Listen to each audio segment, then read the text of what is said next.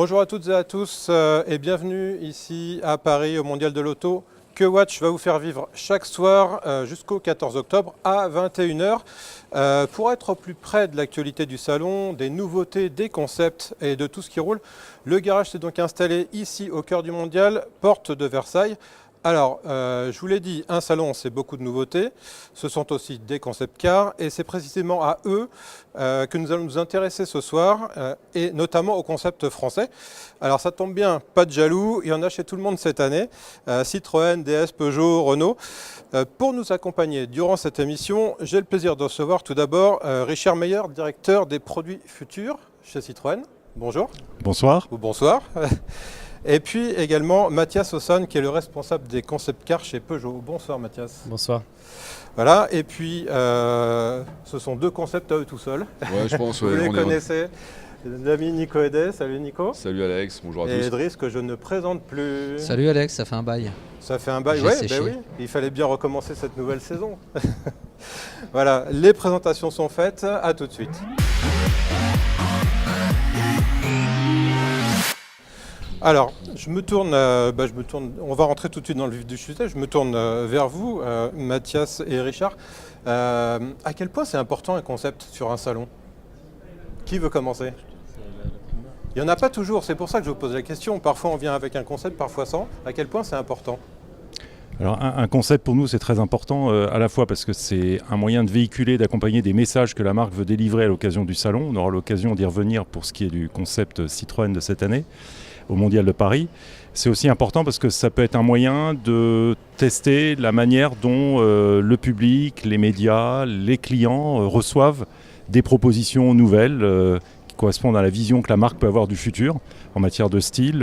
Mathias en parlera encore mieux que moi forcément, en matière de concept aussi. Et donc on utilise ces concepts pour tester un petit peu l'appétence, on va dire, du public au sens très large du terme et par rapport à des propositions qu'on peut être amené à travailler pour le futur. Vous êtes de cet avis? Oui, on est fait un concept car, donc c'est vraiment un laboratoire d'idées qui permet vraiment de tester finalement une vision de marque et ça permet de projeter aussi finalement nos clients dans un futur, alors plus ou moins lointain. Ça c'est quelque part en fonction du concept, on peut graduer d'une certaine manière un petit peu la vision qu'on souhaite projeter. Et comme le disait Richard, c'est vraiment un test grandeur réelle finalement, parce qu'on va mesurer finalement les réactions du public et quelque part ça peut orienter d'une certaine manière la stratégie de la marque. Alors des fois c'est vrai que les concepts, ouais. Alors, je peux prendre la parole, il y a plusieurs niveaux en fait, parce que des fois c'est tellement futuriste qu'on ne s'identifie pas trop forcément. C'est le cas d'un autre constructeur, une marque aux losanges qui présente des choses assez... Voilà. Mais et des fois on est très proche de la réalité, c'est-à-dire qu'on est très proche, on a des fois des véhicules qui sont figés à 80, 90 voire plus %. Et donc là le choix du public en fait vous l'avez déjà, enfin, c'est un peu différent, c'est plusieurs phases. Alors c'est vrai qu'on a, en tout cas du public. C'est vrai qu'on a différents types de concepts. On a des show-cars, donc qui sont vraiment des visions assez lointaines dans le futur. Donc c'est vraiment une projection assez futuriste finalement des nouveaux usages, des nouveaux designs finalement que l'on aura plus tard. Et puis après c'est vrai qu'on a ce qu'on appelle des teasers. Très souvent, ce sont des véhicules figés à plus de 90%. Et là, en l'occurrence, ça sert vraiment à annoncer, préfigurer un véhicule de série qui va prochainement arriver en circulation. Alors, on va avoir le temps de parler de vos deux concepts, le C5 Aircross hybride et le Peugeot e-Legend. Ce que je vous propose maintenant, c'est qu'on aille chez Renault, où on est allé rencontrer Patrick Vergelat. C'est le directeur des services mobilité chez Renault et il nous parle du concept Easy Ultimo, qui est ce concept justement un petit peu futuriste dont nous parlait Nicolas à l'instant. Puisqu'on parle concept, on ne pouvait pas vraiment ignorer ici au Mondial le dernier concept du triptyque Renault Easy. Bonjour Patrick Vergelat. Bonjour. Alors Patrick Vergelat, on avait vu à Genève l'Easygo, au salon de Hanovre qui est un salon professionnel de véhicules d'utilitaire, il y a eu Easy Pro et là on est dans Easy Ultimo, le grand véhicule qui est derrière nous. Qu'est-ce que c'est Easy Ultimo ? Oui, effectivement, sur l'année, on a voulu présenter en fait le futur de la mobilité avec, comme vous l'avez évoqué, EasyGo, Easy Pro et Easy Ultimo. Easy Ultimo, c'est vraiment une expérience automobile premium dans un concept de robot véhicule.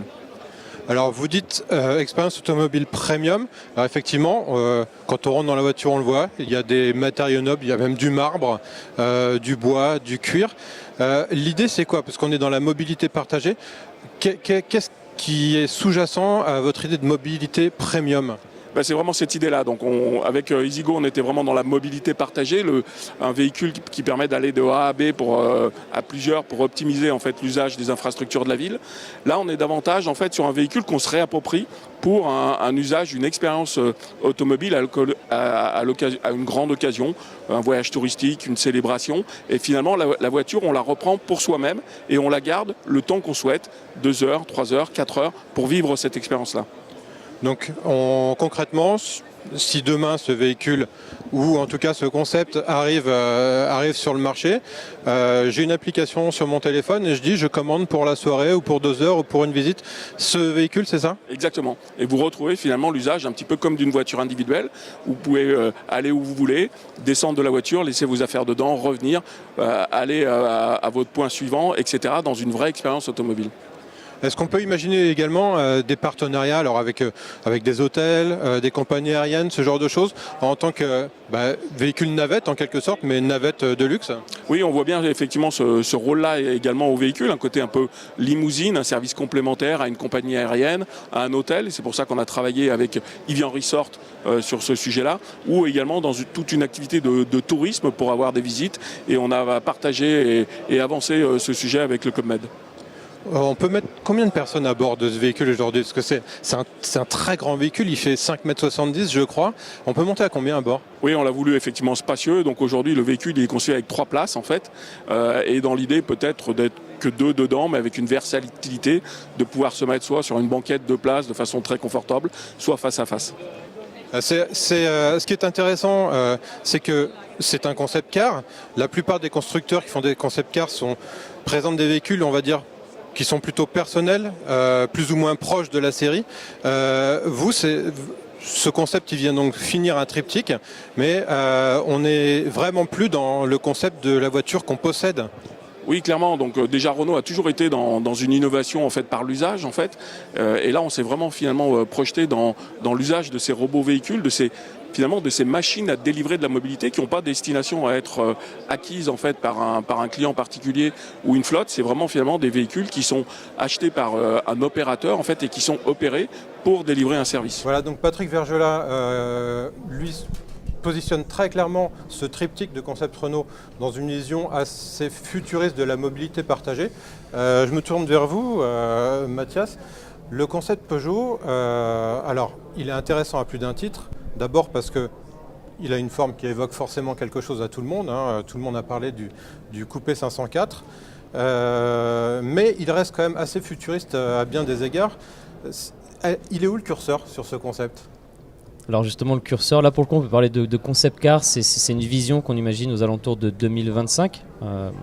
Et en effet, ce concept car, quelque part, s'inscrit à la fois dans une vision pas si lointaine que ça, d'une certaine manière, dans le sens où c'est 2025, une expression de ce que pourrait être Peugeot 100% électrique, et surtout autour de la conduite autonome. Aujourd'hui, il y a une vraie question autour de ça. Tous les constructeurs se questionnent autour de la conduite autonome.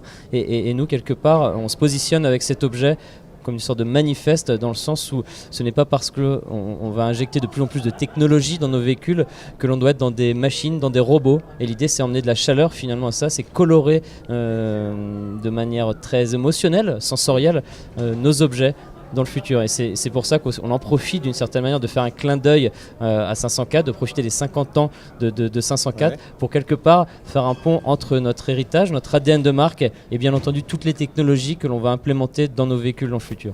Alors vous, Richard Meyer, en revanche, votre concept, tel qu'on le voit, on l'imagine sur la route demain.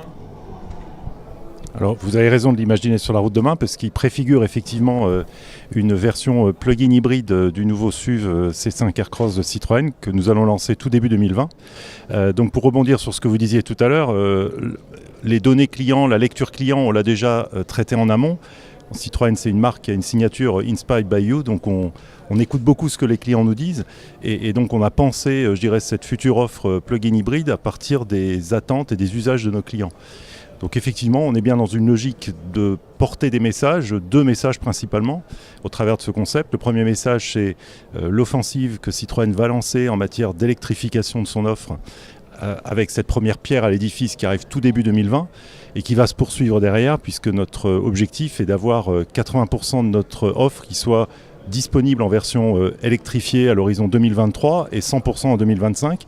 Donc on a une feuille de route qui va nous faire accélérer très fort dans ce domaine. Donc ça, c'est le premier message. Et le second message qu'on a voulu véhiculer au travers de ce teaser, c'est finalement de mettre en scène les atouts majeurs de ce nouveau SUV C5 Aircross, qui sont le design, avec je dirais un design très fort en personnalité, fait de beaucoup d'expressivité, où on joue beaucoup avec des touches de couleurs. Donc vous le voyez sur le concept, on a des touches de couleurs spécifiques qu'on met en scène. Et puis le deuxième atout de ce véhicule qui est le confort, qui est une valeur fondamentale pour Citroën, qu'on propose à nos clients. Et donc le confort du nouveau SUV C5 Aircross qui est déjà d'un très haut niveau. Ça, c'est ce qui se voit pas sur un concept. Ça ne se voit pas, et c'est pour ça que c'est important de passer le message à cette occasion. Donc le nouveau SUV C5 Aircross a un niveau de confort qui est de très haut niveau, avec les suspensions butée hydraulique progressive, les sièges Citroën Advance Comfort qu'on présente sur ce véhicule. Et là, la dimension plug-in hybride vient rajouter encore, je dirais, une brique dans cette vision moderne du confort amenée par Citroën, avec une facilité d'utilisation au quotidien, facilité pour recharger, facilité pour l'utiliser puisqu'il y a un mode entièrement automatique, le silence à bord qui fait partie évidemment de la perception du confort. Et puis le dernier point que je voudrais mentionner, c'est la facilité d'usage, toute la modularité de la voiture qui est exceptionnelle, avec les 3 sièges indépendants à l'arrière et le volume de coffre qui est très important, sont préservés dans cette version plug-in hybride, puisque quelquefois pour stocker toutes ces briques technologiques, on est obligé de rogner sur des prestations. Là, on n'a aucun compromis, on garde intact tous les atouts de la version de base du véhicule. Tel que vous en parlez, moi j'ai l'impression que vous me parlez plus d'un show-car ou d'un prototype que d'un concept. En fait, je reviens à cette idée qu'il pourrait sortir demain. Hein. Oui, alors justement, moi j'ai une question par rapport à ça, c'est que ce soit chez Peugeot ou Citroën, là on sait que ça va sortir, on sait que c'est demain, enfin dans un an, on sait que le C5 Aircross sera disponible en version hybride, plug-in et tout, parce que ça fait partie de votre plan produit, c'est comme ça, c'est prévu. Maintenant, quand on regarde le e-Legend, c'est magnifique. On a juste envie qu'elle arrive. Il y a des pétitions sur les réseaux sociaux qui se sont créées, donc que j'ai signé moi-même d'ailleurs, je le dis. Je ne suis pas le seul. En même temps, vous avez la plateforme. La config 100% électrique, c'est vrai que c'est compliqué, c'est pas encore. Mais vous avez la plateforme, vous avez les moteurs, vous avez tout. C'est-à-dire qu'en l'état, là, vous pourriez très bien le sortir dans l'absolu, même si c'est pas forcément dans l'air du temps chez Peugeot en ce moment. Vous pourriez très bien imaginer de faire une série limitée et que vous pourriez vendre à n'importe quel tarif en plus, parce qu'il y aurait un tel engouement, parce qu'il y a vraiment le côté, justement, l'héritage qui est très important, c'est hyper émotionnel, et ça fera un carton, tout simplement. Avant de répondre, Mathias, ce que je vous propose, parce que Nico parlait des pétitions, il y a également une pub qui est diffusée à la télé. Ça, c'est également assez nouveau pour un concept. Je vous propose qu'on la regarde et on revient tout de suite.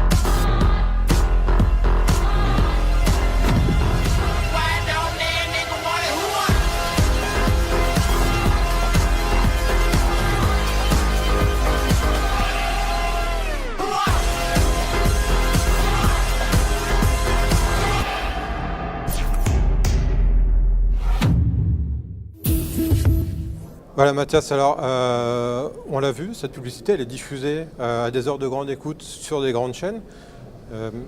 C'est pareil, on est dans le concept. Pourquoi avoir choisi de communiquer comme ça autour de ce concept? Pour le coup, c'est vrai. Enfin, moi, de mon souvenir, c'est une première. Alors je crois que c'est déjà arrivé, si je peux me permettre. Ouais. Chez Peugeot, c'est déjà arrivé. Il y a quelques années avec un autre concept, je sais plus lequel c'était, le BB1 ou je sais plus, un truc dans le genre, où il y avait toute l'histoire de Peugeot, différents produits, qui avait une sorte de morphing sur les différents produits. Et on arrivait au concept, c'est au moment du mondial d'ailleurs, je crois. En effet, cela existait lors de la présentation de BB1. Pour en venir à Peugeot Legend Concept, donc le fait de faire une publicité, finalement, c'est aussi une manière de raconter une histoire et de projeter finalement nos futurs utilisateurs dans un futur qu'on estime aux alentours de 2025.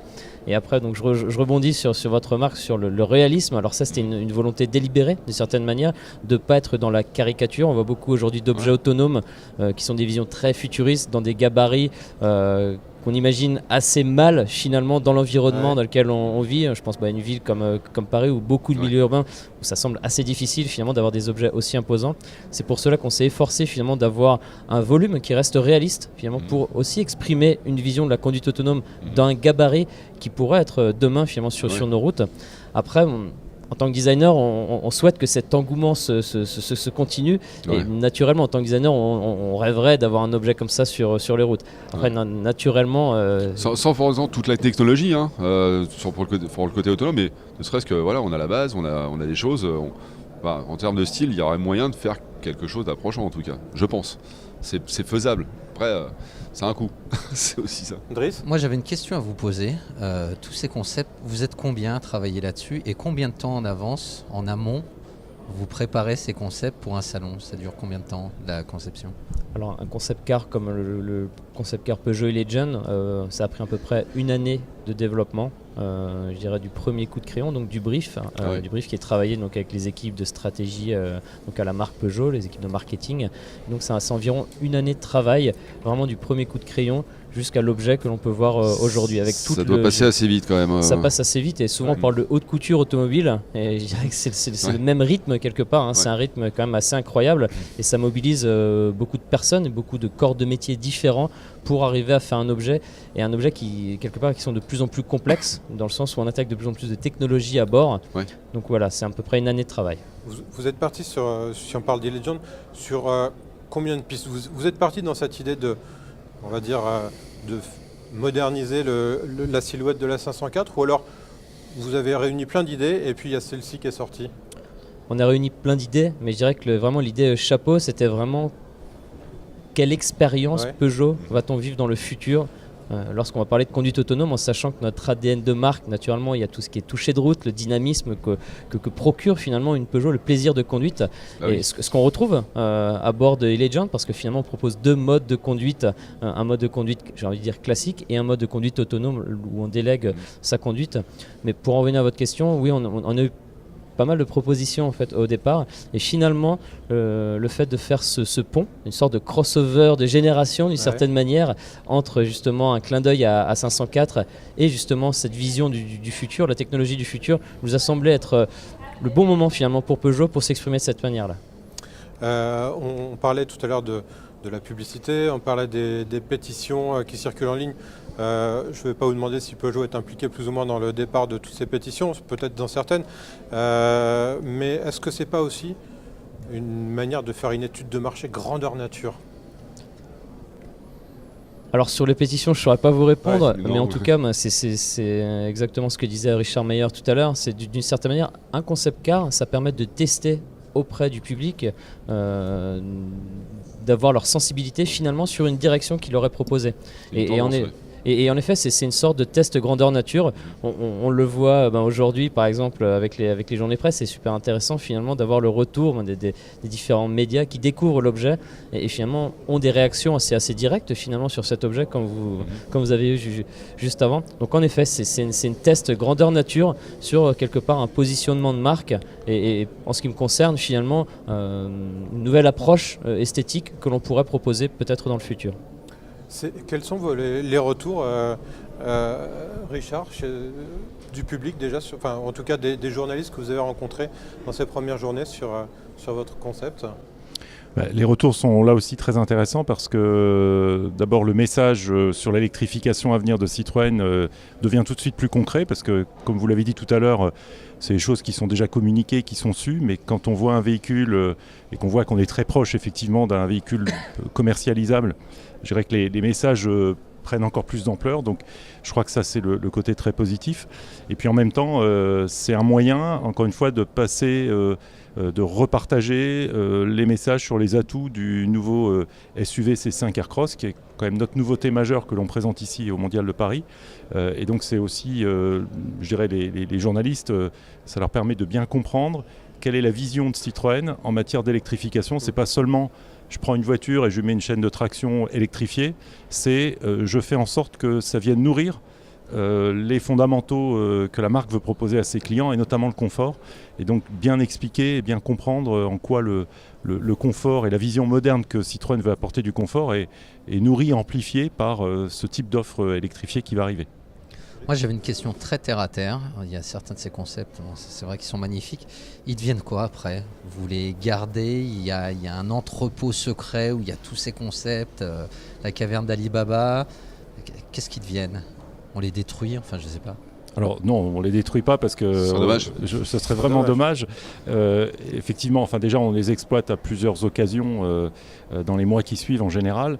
Ensuite, si vous allez visiter le conservatoire de la marque, le conservatoire Citroën par exemple qui est à Aulnay, sous bois, là vous aurez une vision des concepts un peu historiques de la marque et c'est extrêmement intéressant parce que effectivement les gens qui sont amenés à visiter ce conservatoire, ils arrivent à traverser un peu le temps et à comprendre ce que la marque a voulu passer comme message, tester comme concept dans le passé et au travers des années.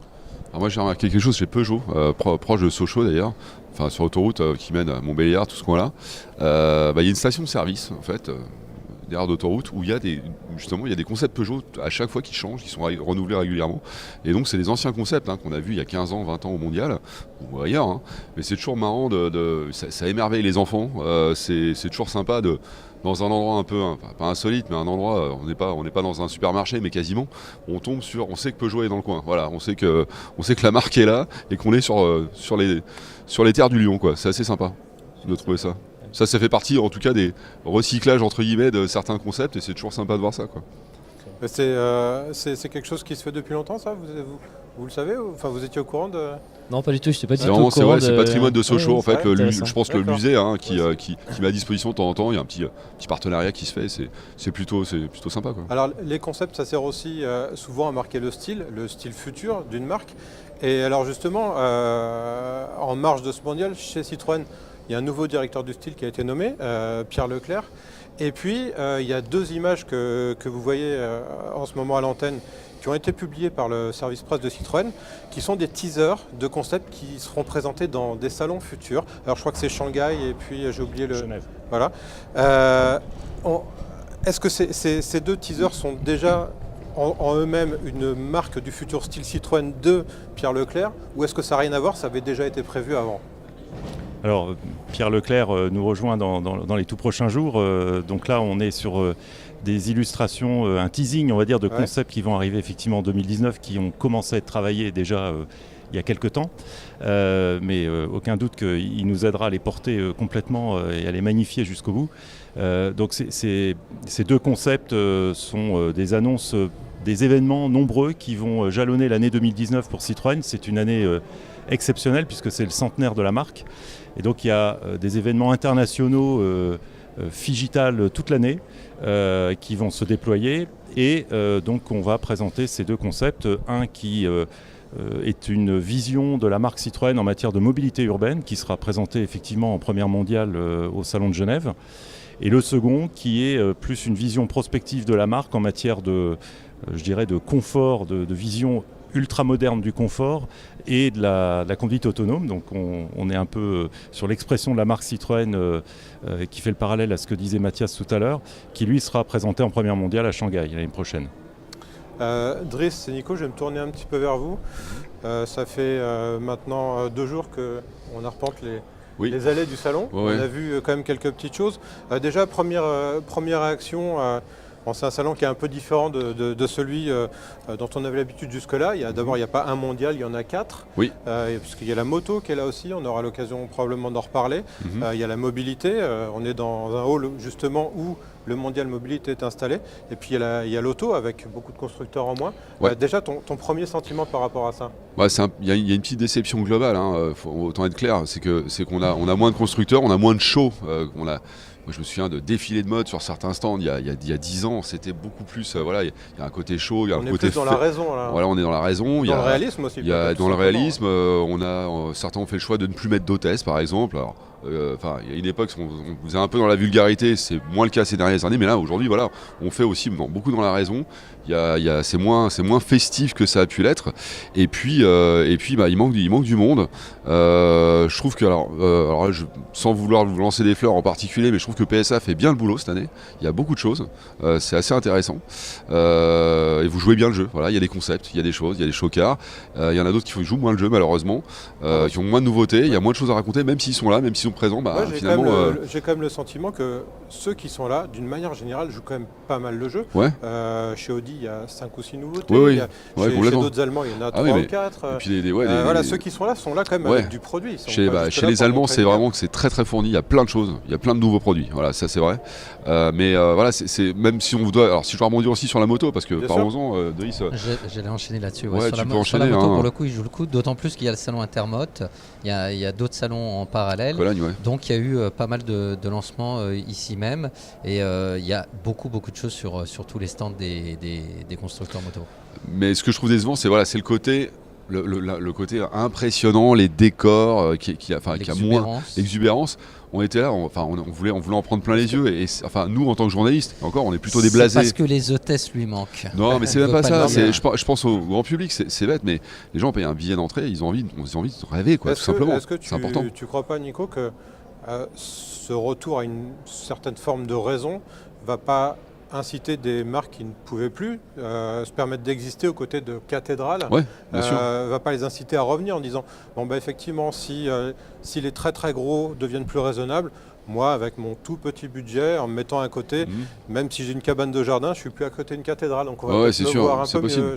C'est possible. C'est ce qui se passe dans le pavillon 1 en fait, où vous côtoyez des gens qui n'étaient pas à côté de vous, certains constructeurs ou certains équipementiers. Ou qu'on voyait peut-être moins. Et qu'on ne voyait absolument pas, qui étaient perdus dans la masse, dans ce hall d'ailleurs éventuellement. Et là, c'est vrai que ça a donné l'accès à certains, ce qui est plutôt une bonne chose dans l'idée. Mais non, je pense plus à des marques très haut de gamme, qui elles ont fait un peu l'école buissonnière, on va dire. Il nous reste une minute, Nico. Juste ton petit coup de cœur du salon, là, très vite. Il est Legend parce que j'ai 46 ans et que c'est un peu c'est pas mon enfance, j'étais tout petit, que les choses soient claires, mais j'en ai vu beaucoup de ces voitures, ces Peugeot 504 coupés roulés. Un ami de mon père en avait un d'ailleurs, et c'est juste, c'est magique. Merci beaucoup. Eh bien écoutez, ce sera le mot de la fin. Il me reste à vous remercier de nous avoir suivis. Merci à vous tous d'avoir accepté notre invitation sur ce plateau ce soir. Merci aussi à Benjamin à la réalisation. On se retrouve dès demain soir pour une nouvelle émission. En attendant, les programmes continuent sur Watch. Salut à tous.